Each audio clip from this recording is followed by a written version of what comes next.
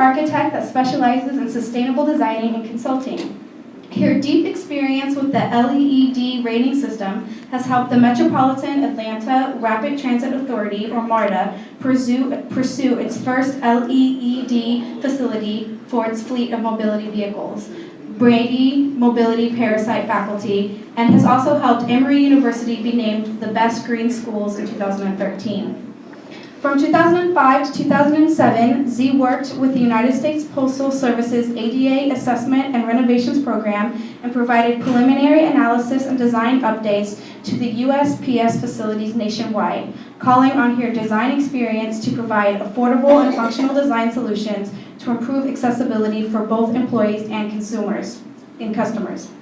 Johnna has led the green building efforts for a number of organizations and projects, forging new paths in sustainability throughout the southeastern U.S., with projects ranging from schools and universities to major research labs, and most recently achieved Living Building Challenge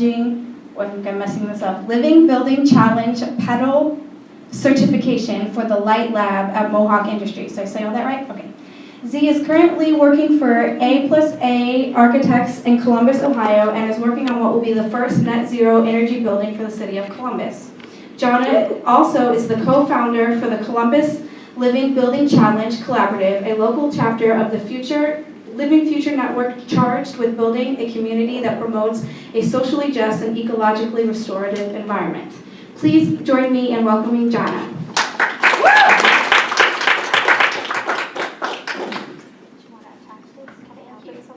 Let's see. We should have probably gone over how this was going to attack.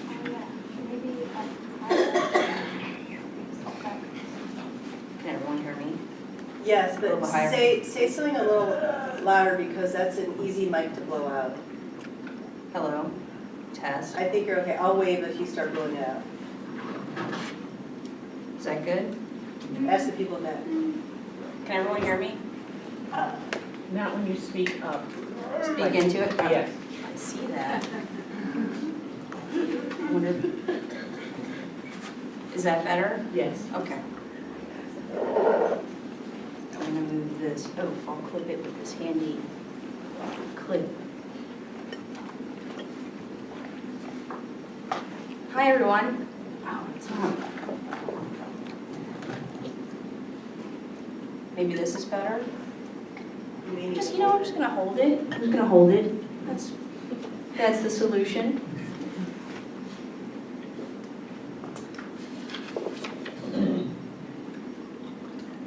Oh, you can see the mouse. So you may be wondering what an architect whose specialty is sustainable design really has to say about accessible design.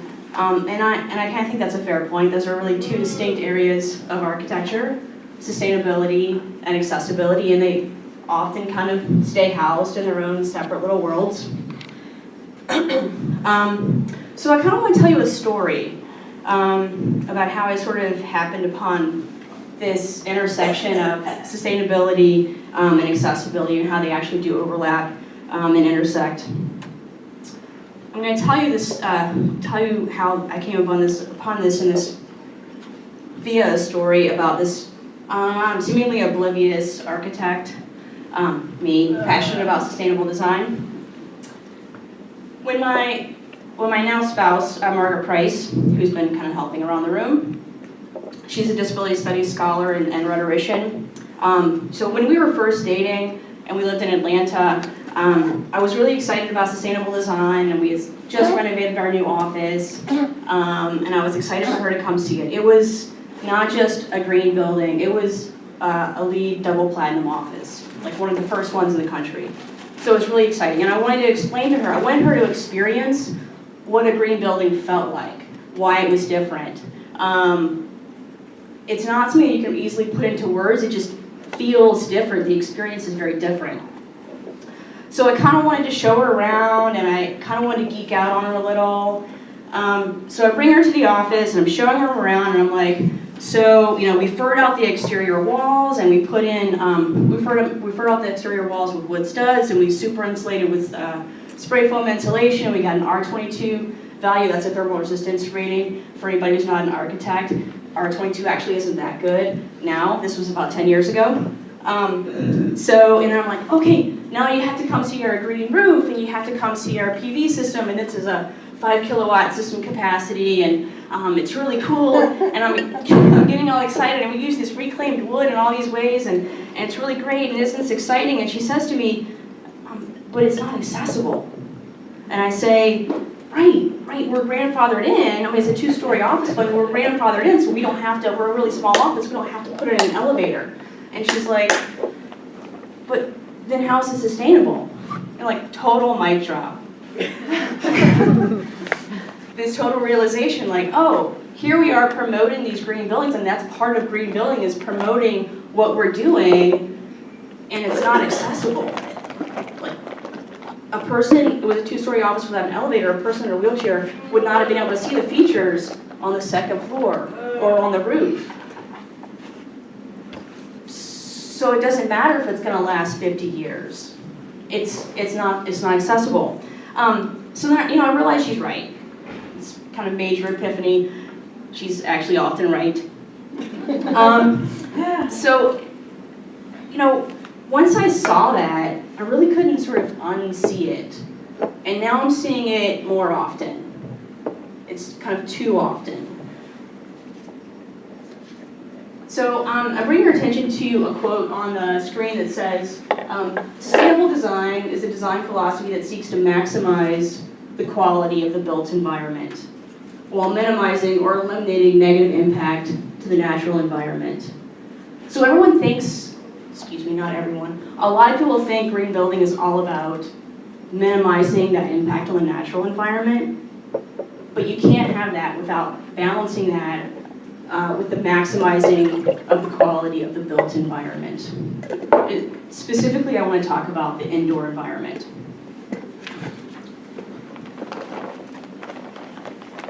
So this is a staircase at the Bullitt Center. This is kind of a famous staircase. Are any of you familiar with the Bullitt Center in Seattle? Okay. So in the Bullitt Center, this is the vertical circulation element. It's a commercial office building in Seattle. It's on Capitol Hill.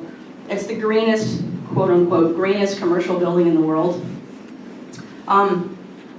They offer these panoramic views to downtown Seattle and this whole different experience, light levels, the texture, is everything sort of wrapped up in these stairs. If you can't use the stairs, kind of good luck finding the elevator because it's literally tucked away in the back of the building. It's only available via key card, and the tenants have to abide by these really strict energy usage budgets. So they don't want you to use the elevator.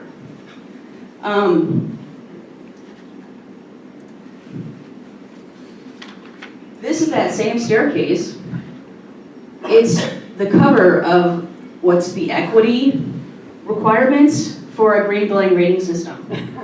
It's the equity requirement. I don't even know what the staircase has to do with the equity requirements.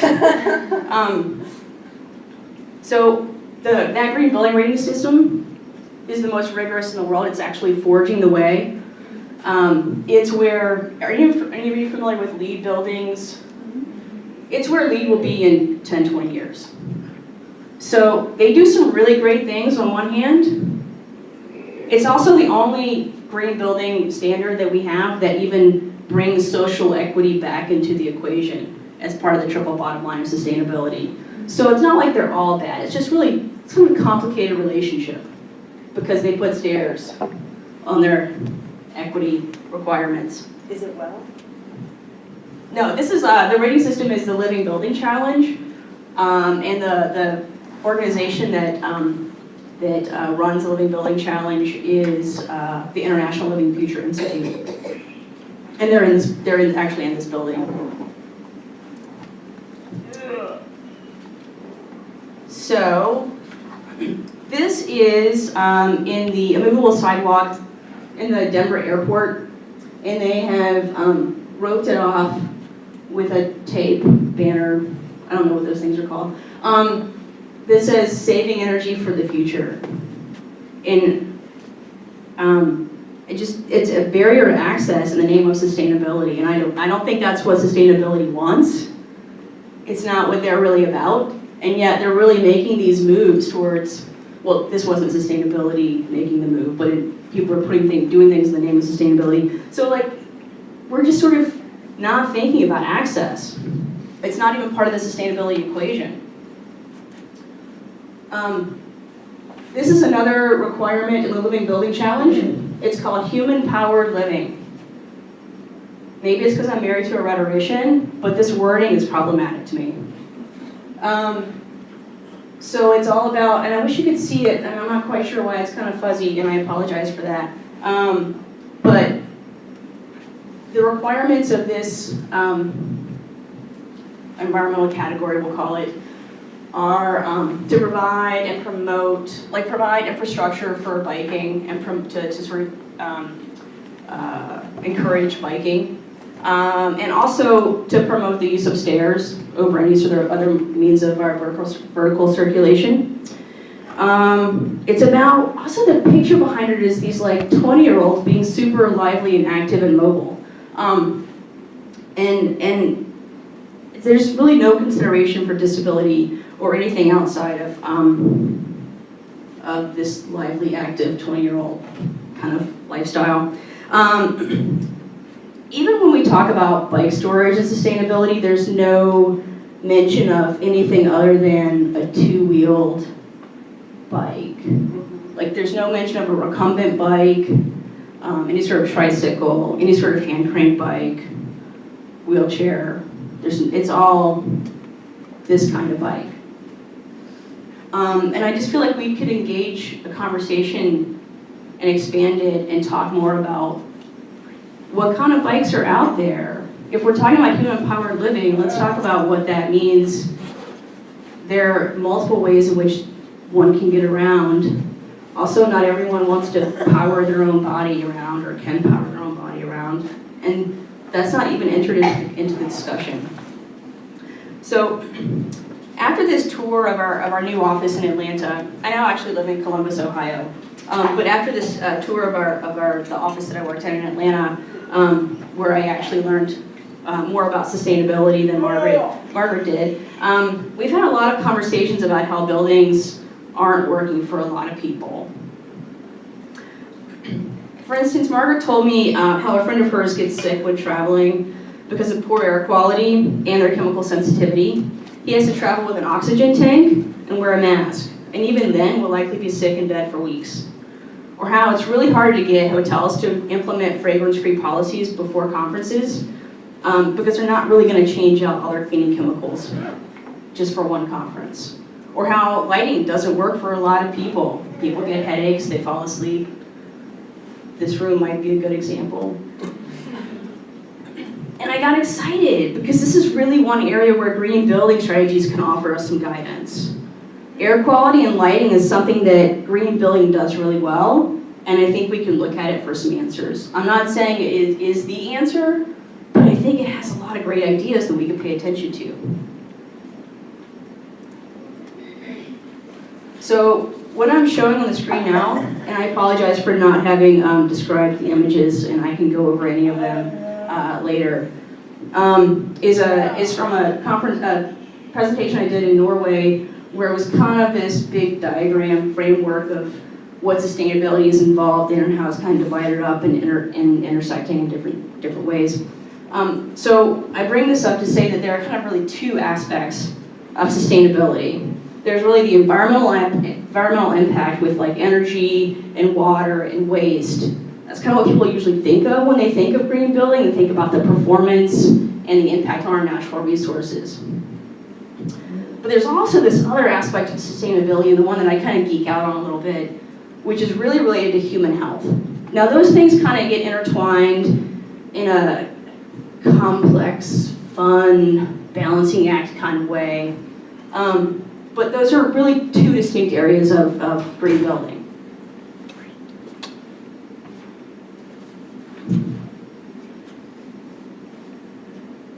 So Margaret and I, we've talked more. We've discussed a a lot of different disabilities. I've talked to my sister, who's a doctor, about things like why do specific disabilities cause more sensitivity to air temperatures outside of our preferred ranges. And if we have any engineers or architects in the room, we talk about this in terms of the psychrometric chart, that there are these preferred temperature ranges that create a thermal comfort. Or how does glaucoma make one more sensitive to glare? And I'm really grateful to have such knowledgeable and very, very patient people around me who are willing to talk to me about these things, because it makes me, an architect, sensitive to more variables in the equation.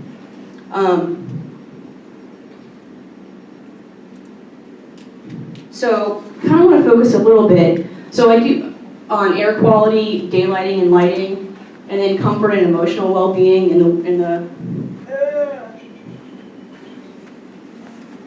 I wasn't trying to stop you mid-sentence. The mic is very sensitive. Right. So I want to talk about these areas of green building. And don't worry so much about reading some text. I have some text on the slides, but don't worry about that because we're going to go over that. These images that I have here are the top image, kind of related to air quality, is about, well, it has some open windows and some frame, and it just really has good airflow through the building. The second image on the right is a lovely atrium space with daylight flooding in with some trees. And then the third image is actually of the Etsy headquarters. I bring that up because it's kind of got lots of little decorative elements and like a hodgepodge of furnishings.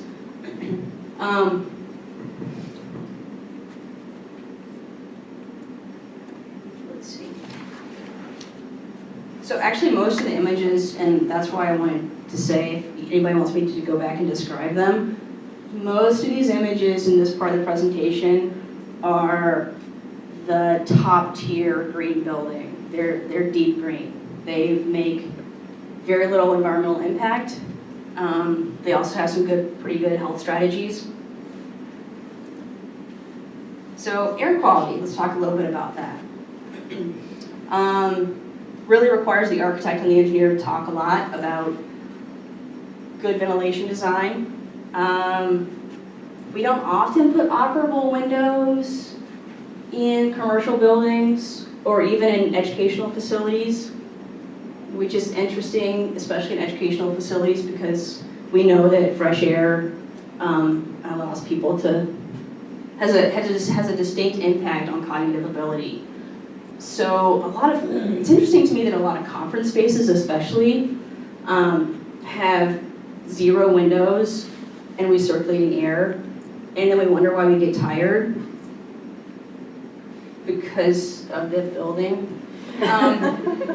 So we know that we can feel better and fresher and our brains function better. Like, we have the data, it's significantly better. It's like 60% better for just better ventilation, and then if you implement, I wish I hadn't forgotten what else you implemented. Suffice it to say, it's like 100% better for whatever it was. My apologies. Good air quality is good. So the other thing that impacts, so like the HVAC system, of course, provides good air quality, and then operable windows provide fresh air, so we can do it that way. But the other things that are affecting our air quality directly under the control of the architect are the materials that we spec for our buildings. We're just learning that what's actually in our building, we don't even know. Let me step back. We don't know what's in our building materials, and what we do know is pretty scary, and we know that it's hazardous to our health. And that's only the things they're willing to disclose. So there's a big push in the design world right now to disclose what's in our building products, to basically have nutrition labels, so that we can then have data about how that's impacting us. For instance, it's very hard to get insulation or a composite wood product without formaldehyde, and we know that formaldehyde is a hazardous chemical. The other thing that affects air quality are cleaning products and procedures. Probably University of Minnesota has a green cleaning program, but even under strict regulations, that's not totally perfect. And in their actual concentrated formula, that's not something you really want to be too close to. So, you know, these are the kinds of things we're talking about in green building, about how to make air quality better and how to make it so that people who are in sustainability, we just talked about the normal able-bodied healthy person, but these are strategies that we can lean towards, look at and say, how does that actually affect a vulnerable building occupant? You know, what are we doing in healthcare or in elementary schools? Or if they're, wouldn't it be great if they actually had disabled people in the conversation? So, lighting and daylighting. So there's some really cool stuff happening in lighting right now. So we're starting to think about circadian light. Does everybody know what the circadian rhythm is? So we have really cool lighting now that can mimic the sun. So in the morning when you go into the workplace, the light is dim. And as the sun rises, it gets a little bit brighter throughout the day. So it's really supporting that circadian rhythm. I don't know that we have enough data out to know if that lighting is really helping us, but it's an interesting concept, and I'd like to kind of play with that more and see how people are sleeping. I mean, there's enough data to know that there is some positive impact. We just don't really know what level of positive impact. Then we have tunable lighting. So the cool thing about tunable lighting is that we're learning, for instance, in senior living facilities, that seniors like a bluer spectrum of light because it's brighter. They can't see as well, it's brighter. They like the cooler temperatures. People who are younger want warmer temperatures. Architects are typically designing warmer temperature light or putting warmer temperature light. That's not working for senior living facilities or for anybody with any sort of low vision or impairment. We're also thinking about the color rendering.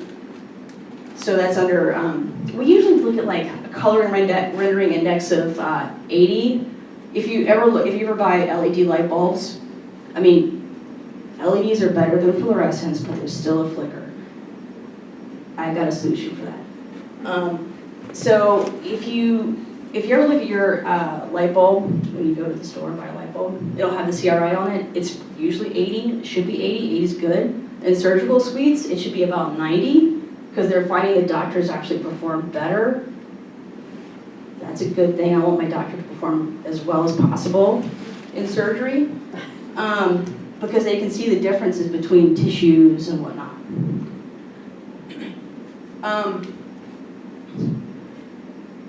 What else? So we're kind of talking about the quality of light. We haven't really been able to do that before, because not until LEDs do we actually have that flexibility with lighting. But we can do some really cool things with LEDs. Now I mentioned again that they do have a slight flicker. They're better than fluorescents, they do have a flicker. There's some cool things that they're doing with ballast now, where they can actually convert the current. So the reason that flicker happens is because there's a gap in the electrical current. Incandescents don't have that because the heat energy from the incandescent kind of bridges that gap, so we don't visually see it. LEDs, fluorescents don't have that. So there's a transformer that basically transforms the current, so we can get a direct current through the LED, and there's no flicker. There's a cost premium for that, but the technology exists. And if we get more and more of these kinds of things in the market, that cost will drop. So LEDs have a lot of great promise.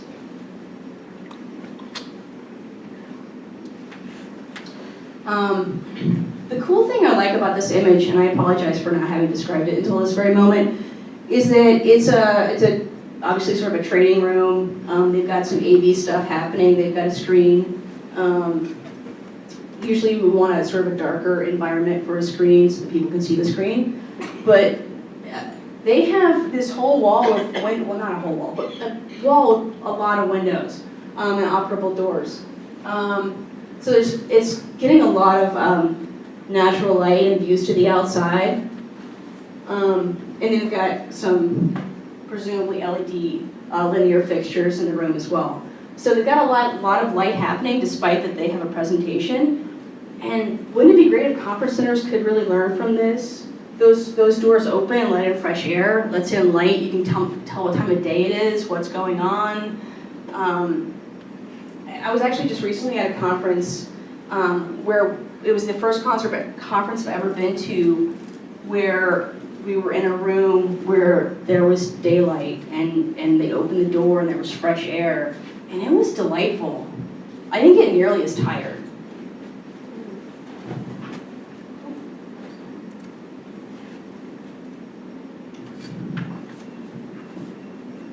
This is the Etsy headquarters again. I feel like I need to mention that because it's kind of a weird, goofy office, but it's so much fun because they've got all these like mismatched furnishings and like it's very sort of homey feeling.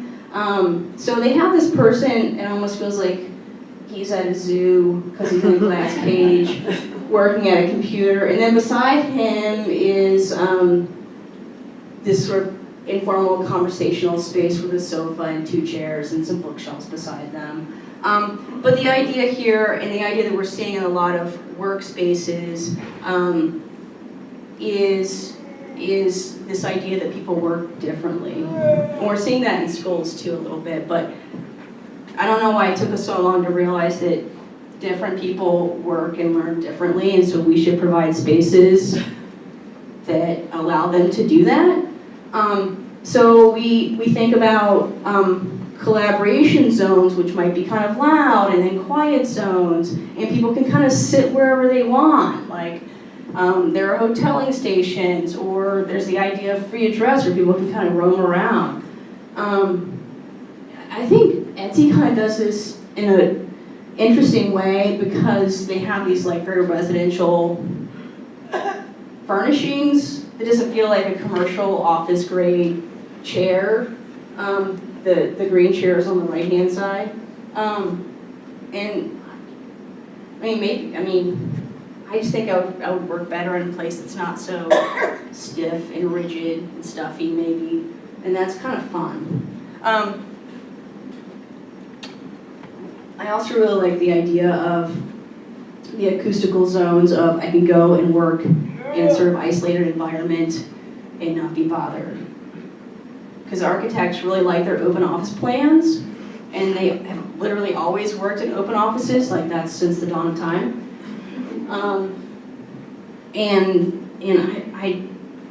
That's for different people. I actually wear earplugs at work because there's lots of conversations that happen.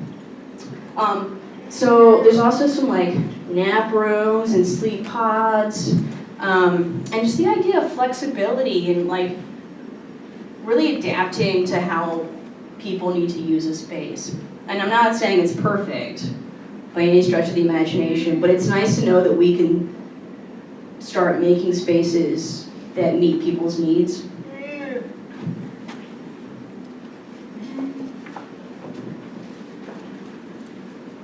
Oops. Ignore that. I didn't mean to go forward. So I call these moments where green building strategies sort of create accessible spaces sort of unintentionally awesome. Maybe in the words of Bob Ross, these are like happy little accidents. These strategies are kind of working in some great ways to create access that we're not necessarily seeing in standard building practices. But sustainability is really also kind of oblivious to their reach beyond green building, like green building health and wellness. And that's what I'm currently working on. How these two areas can begin to communicate with one another. Specifically, how can green building be more inclusive? And in what ways can green building offer strategies to help enhance access? So I really sort of wonder why this disconnect between sustainability and accessibility in the first place. And that's what I've been thinking about a lot. And I wonder if it's kind of in the language we use to talk about sustainability. And I mentioned that I'm married to a rhetorician, so I don't know if I think about it in terms of language, but I have noticed it. the language that we use. So I think we, like architects and designers working in sustainable design, tend to imagine the building occupant as this really able-bodied, white, middle-class, 20-year-old who's healthy and happy, and we really design around that image. When we get a new project, we have conversations before pencil even hits paper about what we imagine for the building. We talk to the owner about walkable communities, about bikeability, about what kind of feel they want in their space, this lively, active feel. And we're describing an idea that we've imagined in our minds, but so rarely does that actually include disability. So kind of what I want to talk about, and what the next few slides are going to talk about, but what I want to open up for as a discussion is really, what does it look like when we imagine people with any sort of disability in the spaces we design? How does that begin to inform our design and our sustainable design? Do we make sidewalks wider and smoother surfaces to better allow for wheelchair users to be part of that lively, active pedestrian feel? What about things like signage and advertisements designed to be viewed from like typical adult level? Benches and areas for seating that include wheelchair users? What about disabilities that we may not think of as often, like depression and social anxiety? How do we begin to design around that? How does that begin to inform our designs? So I'm going to bring up some images. This is an idea of a complete street. Are you guys familiar with the idea of the complete street? So the idea is that you have wheelchair users on sidewalks, so they're wider. You have green spaces, you have planting strips, you have bike lanes. All these things are kind of happening on the street. The idea is that we're now creating a space on the street for every single function and use. They even mention in this description of complete streets, they even mention wheelchair users twice, and yet I see no figure of a wheelchair user. In fact, I see no visible disability whatsoever. Or curb cut. Or curb cut. That is so true. This is a rendering of Gallaudet University College. Is it university or college? University. Which is a school for the hearing impaired and deaf, or is it what, just deaf? School for the deaf. School for the deaf. The scale figures in here, there's no one signing up. They have to sign, but there's no one looking at each other, like reading lips. In fact, there's no like space given towards even the sort of space one would need if you're signing. People are kind of right on top of each other. There's like no indication of a student that would be a Gallaudet in this rendering. So not to pick on that architect totally, because this architect also made this rendering of a different facility at Gallaudet. So I didn't want you thinking that that architect was not cool. So this is, and they do have a wheelchair figure, but still, I just wish there was a little more idea of what that school was about represented in the rendering. So we're getting closer to some disabilities and renderings. This is a rendering of the Ed Roberts campus in Berkeley, which is, it has multiple tenants, am I right about that? They have like all kinds of uses. And they do actually, literally this is the only facility I've ever seen with lots of different disabilities represented in the rendering. So they have a wheelchair user and a guide dog and a person with a cane, all on the street in front of a building. They have lots of people in wheelchairs, which is fantastic. This is another image. This is an interior image of the Ed Roberts campus. And you see a big swirling red swirl. That's their ramp. That's their main circulation element.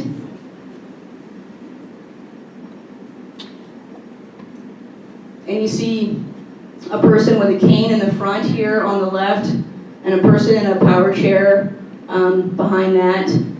And then some more wheelchair people, person with a guide dog, it's just kind of interesting. I feel like I know what kind of user is using this space and what it was designed for. So it tells me the architect was actually thinking about people using this space, which, I mean, granted, it's Ed Roberts campus, and that's what it was designed for. So I would certainly hope the architect was actually thinking about the user. So,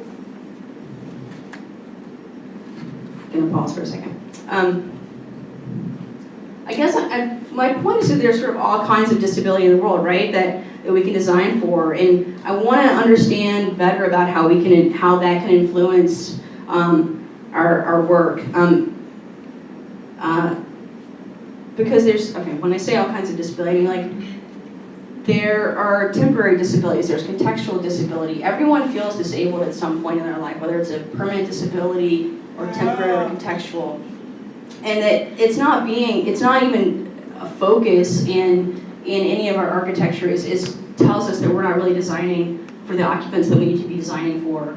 And I think sustainability, while it helps in some ways, could really stand to realize that you're not going to be sustainable without first being accessible. So to have images like stairs on their equity requirements is telling me that they need to really sort of figure out that they're not including everybody. So that's kind of my fight in the sustainability world, is telling people, you know, you're not including everybody, and what's up with this thing about the stairs? Why do we always like the stairs? So I kind of want to open the conversation for this language that we use in sustainable design. How can we start opening up the conversation in a different way so that we're not talking about we're not using all these ableist terms, so that we're realizing there's more than just this ideal building occupant out there. And I think with that, I'm just going to open up our Q&A.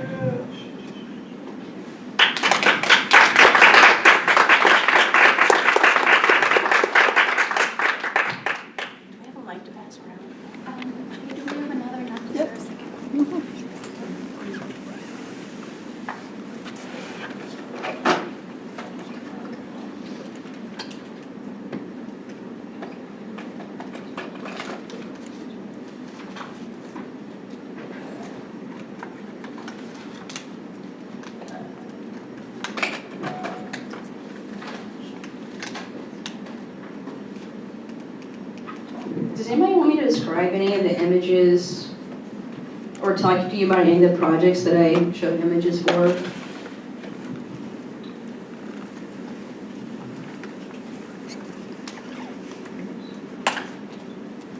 have a question. So I have a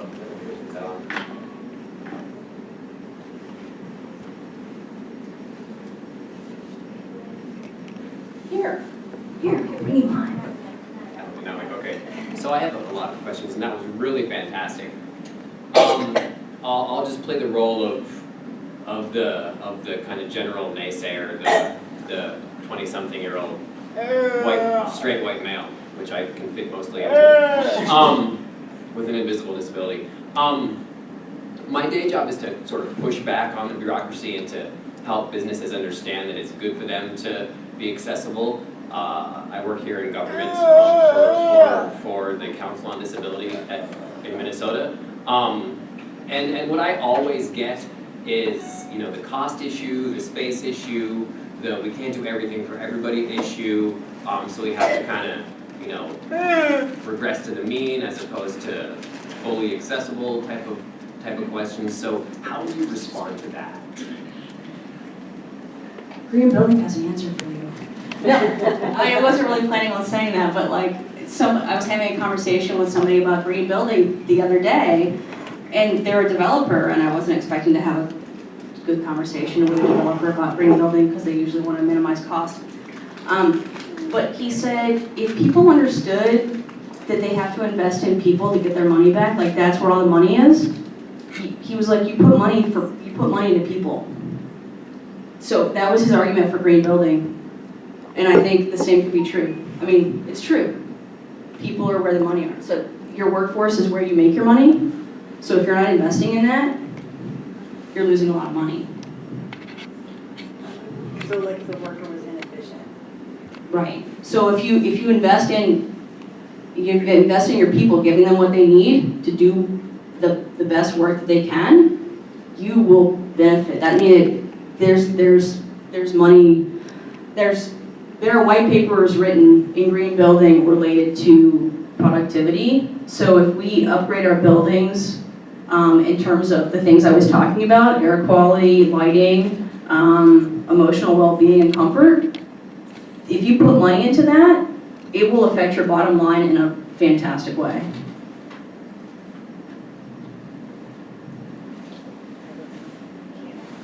Can I have a quick, just in California, my brother-in-law is an architect, but the head of the building commission who has to okay all of the building stuff is in a chair. And so people start talking about, well, we'll just cut this corner. My brother-in-law always says, fine, go talk to John. And that has really reshaped a lot of the buildings that he's worked on because of who's in charge of looking at all of the code stuff. I teach over in the architecture program here at the U, and working with primarily undergrads, you know, their life experience is generally pretty self-centered at this point, and so they're designing from a place that they can identify with, which is typically, you know, young, mostly white, able-bodied, and my question is really about,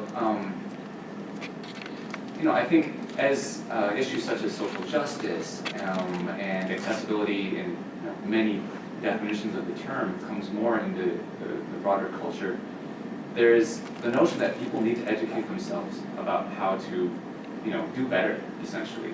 And so I'm wondering if you have resources or suggestions about how these kids could, you know, start to take on this stuff. Where are the resources so that they might be able to identify, oh, I need to keep this in mind, or this is something that I should just integrate into all of my designs, beyond just, you know, oh, I like the feeling of the space and it needs, you know, I don't know, vinyl cladding, I don't know. Yeah, that's actually a struggle for a lot of architects, and I think it happens because we're not circling back around to find out what the occupant's experience is. I really hate to say green building does this in a good way again, but green building doesn't do everything great, but they do. Part of green building is post-occupancy surveys, looping back around to find out what worked and what didn't. Admittedly, I've never looped back around to most of my projects. Shame on me. Sometimes I get the chance to loop back around and I'm asked. Of course, I would prefer that to be, it doesn't help me to ask the user because they're going to tell me, oh, it's great, but I don't really want that. I want to know like the truth. So it helps to do an anonymous thing where they can give you the truth. I did recently tour the San Francisco Lighthouse in San Francisco. Is anybody familiar with the San Francisco Lighthouse? The services for visually impaired. It's a great building. And I took a tour and I talked to the person giving me the tour, and they were of course like, oh, this is a great building, blah, blah, it's fantastic. And then I talked the next day to someone, just a happy chance, somebody that worked there. And I said, oh, what do you think of the building? Like, I had no idea what they were going to say. But I was like, you know, what do you think of the building? And she was like, oh, it's terrible. The lighting's terrible. And I was like, oh. In my head, I was thinking, oh, I thought they'd give a lot of attention to the detail of the lighting. But, you know, it wasn't, I mean, yeah, she was right. Like, it was just sort of souped up office lighting. It wasn't tailored specifically to their needs. But it was nice to have that input. So I just find that I talk to a lot of people, but I talk to a lot of people, a lot of people as relatives. I'm an introvert. So I try to talk to people about their feelings about when I see them, if I know they're in a space or they've been to a space. I go to a lot of conferences with my partner Margaret. So I got to go to a lot of disability studies conferences, and I kind of some talks to people and also sort of see how they use the space, and I've learned a lot. And I think that's what's kind of woken me up to we need to do better as architects.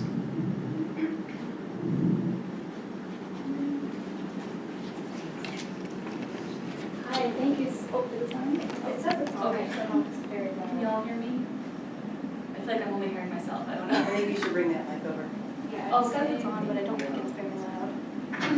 Thank you. Thanks so much for being here. This is super exciting to have you here, and I educate mostly in the realm of environmental justice, so I'm really appreciative to have these kinds of conversations, broaden our conversations in environmental justice, because we tend to talk about ability and disability mostly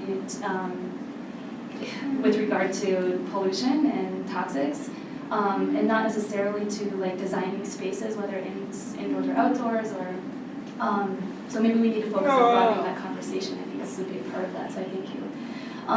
A lot of what you were talking about in green building design was about the importance of kind of breaking down the barriers between indoor and outdoor, and so one strength in our built environment might be to bring in daylighting or open windows, allow fresh air, better circulation, etc. I'm wondering, this is a question born of ignorance, I'm wondering if in green building architecture and design, or maybe even in LEED certification, if there are steps that folks take to, rather than letting the outside in, prevent the outside from coming in by fortifying that building against perhaps the onslaught of noise pollution or air pollution, or bringing in plants in the indoor environment to kind of detoxify the air, even provide fresh fruit, you know, or whatever it might be. So I'm wondering if designers are thinking along those lines too, to protect workers, to protect renters. And it's kind of a band-aid solution, right? I mean, the real solution would be probably policy or politically focused, where we're, you know, upping our game in terms of regulation and industry. But these are also issues that people face in real time, and sometimes those policy decisions, depending upon local politics, they're not going to happen, you know, for maybe 5, 10, or more years. So are folks thinking along those lines too about using scrubbing technologies and the air filters, or I don't know, does that happen in green building too? Yeah, there's some cool stuff with biomimicry, where we look at, you're probably familiar with like the paints and stuff that are self-cleaning, that comes from a plant that has similar, like that's the plant's deal. So I don't know much about all the biomimicry, like all the biomimicry inspired products. But whenever I've gone to the biomimicry workshops and stuff, I'm always like, that's so cool that happens in nature. And then somebody was smart enough to be like, not only, hey, we can do that with a building product, but like actually make the building product. Ants use, God, I hope it's ants. They use stack ventilation in their ant tunnels. Termites. Yeah. See, small animal thing. We're all in this together, learning. So yeah, they use stack ventilation. So that's so cool. And like, we probably thought about stack ventilation, you know, not inspired by termites, but it's cool that termites do it. There was something else. So you were kind of talking about some like biophilic design elements, but it kind of sounded like you were saying like we want to bring nature in, but not all the toxicants with it, right? Yeah. We do try to filter out all the toxic stuff, and that's part of green building. With air quality and filters and whatnot, and that's one sort of complaint that I've seen people have about some of the things like operable windows, because people have allergies. Oh, I'm from the South. We just moved to Columbus like 2 years ago, so if you talk about operable windows, people are going to talk about, but seasonal allergies, man, we don't want all that pollen in our So, yeah, that's a tricky one. That's a tricky one. Put MERV 13 filters on all your windows. But biophilic design is really cool, and that's sort of our innate nature, our designing around our innate nature, innate connection with nature, is what I meant to say. I meant to bring that up with like comfort and well-being, because we're learning a lot of stuff and like how people react to like light and shadow, and how you can kind of build a little anxiety in a building. Now, I'm not saying you want to build anxiety by putting a curved wall in like a hospital where people are stressed out, but it's kind of fun to think about how you can play with someone's, that's a terrible word to say, like you can kind of like bring up some emotions and experience and everything with some of these sort of innate instincts that we have with like light and shadow and nature and just the shape of things. That to me is kind of cool. So it's, it's not only for like bringing green walls in and bringing water features and stuff like that, but it's like, how do you play with how someone's going to feel in space? I mean, it's dangerous territory, right? Because you don't want to necessarily trigger somebody. And that's why you want to do that in a special case. Are there other questions on that? One person. So, if you were asked to guest lecture for, like, I know you went through architecture school, and one of the things about architecture school I learned after I met Johnna is the students refer to it as architorture, which it's a really, really difficult professional degree. So let's say you had the opportunity to teach some architecture students something that you didn't get to learn. What, like, 2 key things would you ask them to read about the intersection of sustainability and accessibility? What would you send them to look at and read?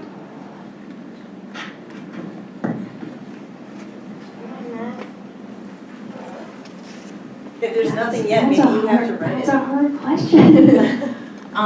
Specifically on, because there's advice I give architecture students, but it's not on the intersection of sustainability and accessibility.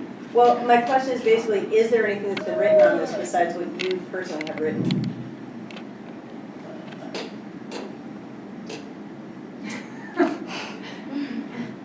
I don't know. I would love to know that there are more people thinking about this than just me. If anyone in the room knows of anyone talking about sustainability and accessibility, please let me know. I want to hook up with that person.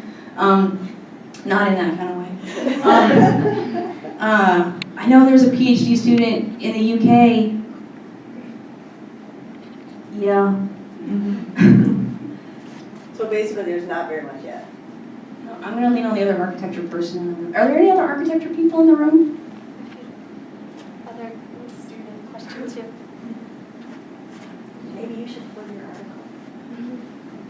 I'm not good at that. John wrote an article about this. It was published in Design, AIA. well, in the AIA Design magazine, which is called Design Equilibrium. Design Equilibrium. So there is one article out there. It's called The Politics of Stairs. There'll soon be another. I know. I'm like, Actually, please don't be modest, because not to step on anybody's wheels here, but St. Paul is currently redeveloping or starting to establish plans to more or less completely redevelop the campus that I charitably refer to as the campus that time forgot. So I'm trying to get in on that conversation for benefit of really, sustainable development and also accessible development. So if there are resources, by all means, please do share, even if they're Oh, I did want to say, it's interesting that, so we got a request for proposal this week, and there was a sustainability clause in it. It was for an ADA audit for a university in Ohio. There's a sustainability clause in it, and it got put on my desk because I'm the sustainability person at work.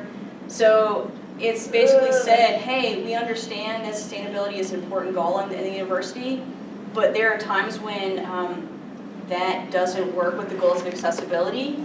And we specifically want to reach out to a team who's willing to work with the intersection of sustainability and accessibility.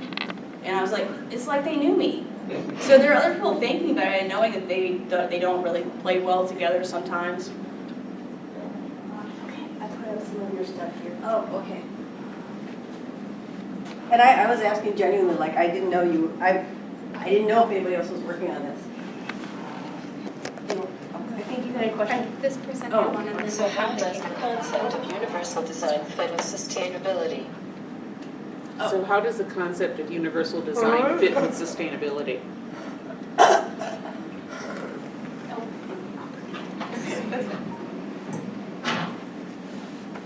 So we specifically talk about universal design in residential settings. And most, I'm gonna say all. So in sustainability world, we often talk in terms of guidelines, standards, rating system certifications. Not to say that that's all there is in sustainability, but that certainly sort of leads the path. Every single residential green building rating system, standard, guideline, whatever is out there includes universal design as not necessarily like a requirement for that certification, but certainly as a pathway to achieve points towards that certification. There's a green building rating system specifically for affordable housing, which in Ohio, all affordable housing has to meet this green building rating system, which is fantastic. It brings green building accessible to people that can't always afford it. And that green building rating system weighs heavily universal design. So we are seeing that in residential green building that has not made its way yet to the commercial setting. In fact, the commercial setting unfortunately has a lot of things like promotion of the stairs, which is what my article is about. It's about the politics of the stairs, and it's kind of saying that architects are making a political move by promoting the stairs over elevators. I'm not sure that's the move we want to make. Can I say a quick follow-up? Are there technical guidelines behind universal design? Or how would you define universal design? I guess it's not a question too, so sorry to interrupt. I'm not a UD expert. I know there's like a checklist, and there are checklists, and there's like a definition of 5 requirements for universal design, 6, 7, 8. 7? But they were 7. 7. If Well, someone as Ron Mays invented it, there were originally 7. Okay. I'm happy to have someone else who might be more of an expert in UD answer that question. I can say a little bit about it because I'm happy to make this a room-wide conversation. I'm Margaret Price again, and I teach at Ohio State. So the way universal design is usually implemented. So as the disability studies director, I spend a lot of time arguing with people about built structures. The short answer to your question is no. There is no set standard for implementing universal design.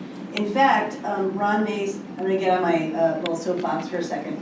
Ron Mace originally developed universal design to be a really radical, responsive, user-centered kind of strategy. And unfortunately, the way it's usually implemented in universal design for learning, or the way we're usually told to implement it, implies that you have to be this kind of omniscient designer who thinks of everything ahead of time. Like, I'm going to design the perfect classroom, and then the students will flow in, and everything will work the way it's supposed to.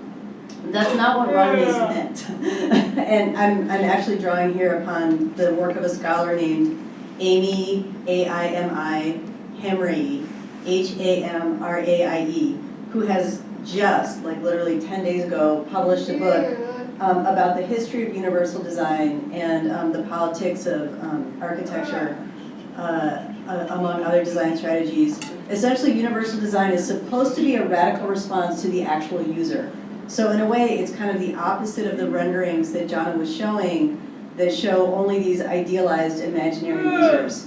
But the way that it's typically implemented, again, without set guidelines, is to kind of pressure designers, whether they're designers of a syllabus or designers of a room, to try to kind of prognosticate about what users might need.